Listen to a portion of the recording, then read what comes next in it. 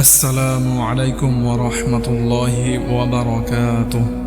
সম্মানিত দিনী ভাই ও বোনেরা, আজকের আলোচ্য বিষয় কুরবানির শরীকের মাসাইল এবং একটা পশুতে কয়জন শরীক হতে পারে। বকরি, খাসি, পাঠা, ভেড়া, ভেড়ি ও দুম্বাই একজনের বেশি শরীক হয়ে কুরবানি করা যায় না। এগুলো একজনের নামেই কুরবানি হতে পারে।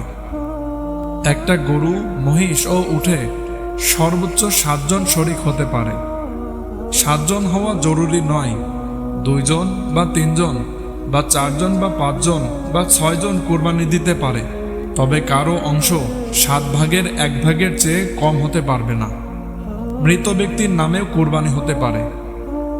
রাসূলুল্লাহ সাল্লাল্লাহু আলাইহি ওয়াসাল্লাম তার বিবিগণ ও বুজুর্গদের নামেও কুরবানি হতে পারে। যে ব্যক্তি খাঁটি অন্তরে আল্লাহর উদ্দেশ্যে কুরবানি করে না, বরং গোশত খাওয়া বা লোক দেখানো ইত্যাদি নিয়তে কুরবানি করে, তাকে অংশীদার বানিয়ে কোনো পশু কুরবানি করলে সকল অংশীদারের কুরবানি নষ্ট হয়ে যায়। তাই শরীক নির্বাচনের সময় খুবই সতর্ক থাকা দরকার। কুরবানির পশু ক্রয় করার সময় শরীক রাখার নিয়ত ছিল না। পরে শরীক গ্রহণ করতে চাইলে ক্রেতা গরিব হলে তা পারবে না, অন্যথায় পারবে।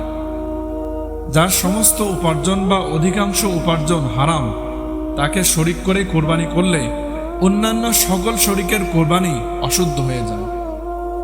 আলহামদুলিল্লাহ, আমরা কোরবানির শরীকের মাসাইল এবং একটা পশুতে কয়জন শরীক হতে পারে মোটামুটি ধারণা পেলাম।